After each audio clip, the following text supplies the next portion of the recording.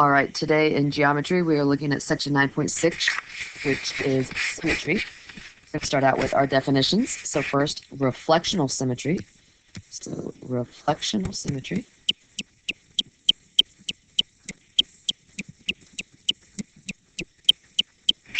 is symmetry for which a reflection maps the figure back onto itself. The line of reflection for a reflectional symmetry is called the line of symmetry. So in this picture here, we have the reflections R of M and R of N map the figure onto itself. Observe that lines M and N both divide the figure into two pieces with the exact same size and shape. And remember that your line of reflection, it works like a mirror. So whenever you fold it over that line, it has to have the exact same image on the other side of it. And so we see we can do the vertical line M, fold it over, and it's going to lay on top of itself. But then we can also go horizontal, which we call line N, and lay on top of itself. The figure has rotational symmetry. This is rotational symmetry. If its image is mapped onto the pre-image after a rotation of less than 360 degrees. So in this figure, we see that the rotation R of 180 degrees about point P maps the figure onto itself. So again, if I were to take this figure and I flip it, again, we're going counterclockwise, 180 degrees, about point P in the center, it will lay directly on top of itself. So first, we're going to look at what transformations map each figure onto itself. And so I see that I could do a reflectional symmetry here. We've got some lines of symmetry. I could do the vertical line and the horizontal line. So we have a reflectional over a vertical and a horizontal line. But then if I took in the center and I rotated this figure, if I rotated it 90 degrees, this is going to be at the top. Another 90 degrees, which is at 180, that is now going to be on this side, and I'm going to get the exact same figure back. So it also has 180 degree rotational symmetry. Our next picture, the smiley face. Okay, so think about your own face. We have symmetry on both sides. So directly down the center. So we have a reflectional symmetry through the vertical line.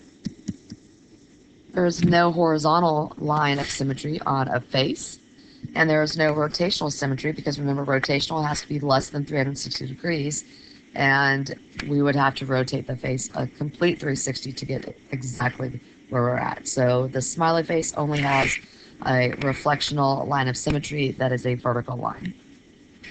How do we identify lines of symmetry? So it says, how many lines of symmetry does a regular hexagon have? Remember, the word regular means that all the sides are the same length and all the angles are the same degree measured. So first, if we take and go from vertex to vertex, opposite vertexes, I see that one is going to give me equal halves. If I were to take from this vertex to this one, that's also going to give me equal halves. And if I went this way, that's going to give me equal halves. So we could say that each line through opposite vertices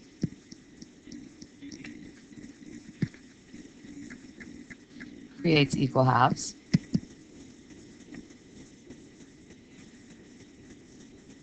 But then, since it's regular, I could also go the midpoint of this line to the midpoint of the side opposite. That gets me equal. So the midpoint here to the midpoint opposite gets me equal. Midpoint here to the midpoint opposite also gets me equal. So again, each line through midpoints of opposite sides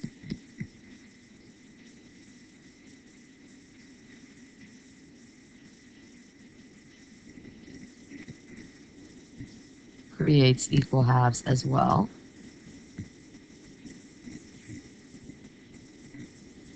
So if I add all of these up, a regular, again, this is only works with regular figures. A regular hexagon has 6 lines of symmetry. All right, so the next example, so it says, how many lines of symmetry does each figure have? And how do you know whether you have found them all? So number one, I see I have a rectangle. A rectangle is not a regular figure because not all of the sides are the same length. And so I don't have to worry about going from opposite vertex to opposite vertice or midpoints, okay? So I know that I can do vertical line and horizontal line. So this one only has 2 lines, which again is a horizontal and a vertical. It is not regular, therefore not through opposite vertices. That's how I know that I'm done, because it's not regular, so I cannot go through the vertices. The next one we have is a trapezoid. Again, a trapezoid is not regular, so I don't have to worry about going from opposite vertices.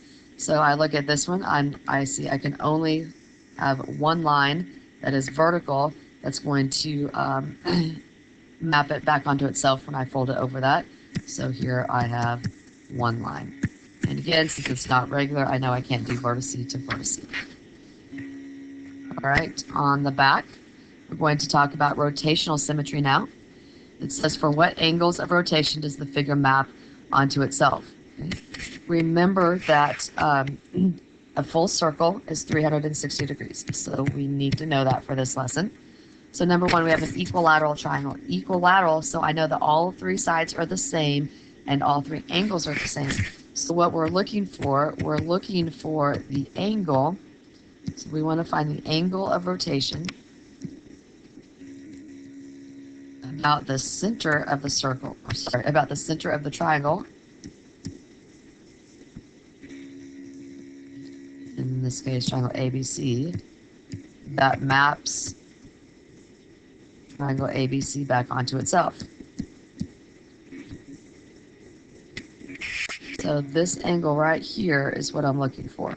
This is my center. I'm looking for this angle. The way that I'm going to find that, again, since it's regular or equilateral, so I have 1, 2, 3 sides to my triangle. So I'm going to do 360 divided by 3. That gets me 120 degrees. So I know that this is a 120 degree angle. So 120 degree rotation puts vertice B at the top of my triangle now. So I rotate this 120 degrees, and now B is going to be up here. So it's going to be BAC. But I can do that again because 120 plus 120 is 240 degrees. So a 240 degree rotation puts vertice C at the top of my triangle.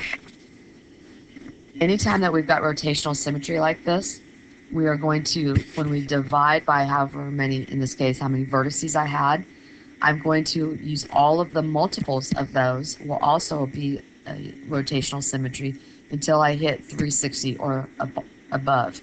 Every single figure will have 360 degree rotational symmetry, so we don't say 360 degree rotational symmetry. So we're going to keep adding until we get to 360 or past. And so if I did 240 plus 120 again, right, then I am at 360. I don't count that, so this figure only has 120 degree and 240 degree rotational symmetry. All right, so then let's look at this one, a parallelogram. Again, I'm looking for about this point P in the center. What can I rotate this about so that it's going to lay back onto itself? Okay. Again,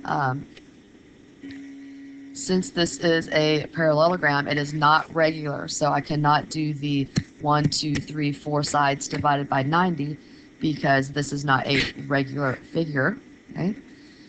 So I notice that if I rotate 90 degrees, okay, so then now B is going to be up here, C is going to be up here, but it's not going to have the same orientation. So this is going to be a 180-degree rotation to get it back with the same orientation on top of itself. If I did 180 plus 180, I'm back to 360. I don't count 360, so this one only has 180-degree rotation. The type of symmetry for which there is a rotation of 180 degrees that maps the figure onto itself is called point symmetry. So this is a special type. A parallelogram, which we just saw, has 180-degree rotational symmetry. Therefore, it also has point symmetry. So our last examples, it says, what are the rotational symmetries for each figure, and does the figure have point symmetry? And so if I look at this concave star here, I see that all of these sides are the same, right? So here I can go ahead and divide by the number of points I have. I have 1, 2, 3, 4. I have 4 points. So 360 divided by 4 is 90. And so I have 90 degree, 180 degree. I'm just going to keep adding 90. 180 plus 90 is 270 degree. 270 plus 90 puts me back at 360. So I don't count that. So this has 90 degree, 180 degree, and 270 degree rotational symmetry. And it also has point symmetry since I had the 180. So yes, it has point symmetry. And no, we remember that this is a concave polygon. So it is not a regular polygon, but because all of the sides are equal, it's equilateral, that's why I can divide by the 4. All right, so number 2, we have an oval, right? And again, we're imagining in our minds, we're rotating this. If I flip it up 90 degrees, it's not going to map back onto itself. The only way that it's going to map back onto itself is the 180 degrees. 180 plus 180 puts me back at 360, so I only count 180. So yes, it also has point symmetry as well, because 180 degrees is point symmetry. So now it just says what type or types of symmetry does each figure have. So the very first one, I look at the flower. Okay. Our flowers, all of these petals are perfect. They're all the exact same. So I know that I'm going to have rotational symmetry. To find that out, I've got 1, 2, 3, 4, 5 petals, so 5 vertices. So I'm going to do 360 divided by 5, and that gets me 72. So now I need all of the multiples of 72 until I hit 360. Okay? So 72 degrees. I do 72 plus 72, I'm at 144 degrees. Add another 72, puts us at 216 degrees. Add 72 again, puts us at 288 degrees. And that's as far as I can go before I'm 360 or above. So that is the rotational symmetry. Notice that 180 was not in there, so there is no point symmetry here. So no point symmetry. But we're going to have reflectional symmetry. Remember our mirror, right? So my lines, again, I've got 5 petals. So if I go from petal to the opposite side, petal to the opposite, petal to opposite, petal to opposite, and petal to opposite, I have now 1, 2, 3, 4, 5 lines of symmetry. So I have 5 lines of reflectional symmetry, rotational symmetry of 72 degrees, 144 degrees, 216 degrees, and 288 degrees, but no point symmetry. And let's look at this next one. It looks like some sort of like a playing card or something. I notice that this one is not going to have reflectional symmetry because of these 2 dots. If I did not have those 2 dots, I would be able to get reflectional symmetry, but because those 2 dots there's no reflectional symmetry. There's no lines of symmetry that I'm going to be able to get. So I look at, can I rotate this figure back onto itself? Again, I'm looking at if I did 90 degrees, I don't have the same orientation. If I do 180 degrees, I'm going to have the same orientation, and this point is going to be up here. And so I have 180 degree rotational symmetry. Since I have 180-degree rotational symmetry, I also have point symmetry. So I have identified all of its types of symmetry. So that is our lesson about symmetry. Your homework will be a worksheet over symmetry. Just remember that symmetry is everywhere in the world. You're very familiar with all kinds of symmetry, things that will be the exact same thing on both sides, or that you can rotate around to lay on top of itself.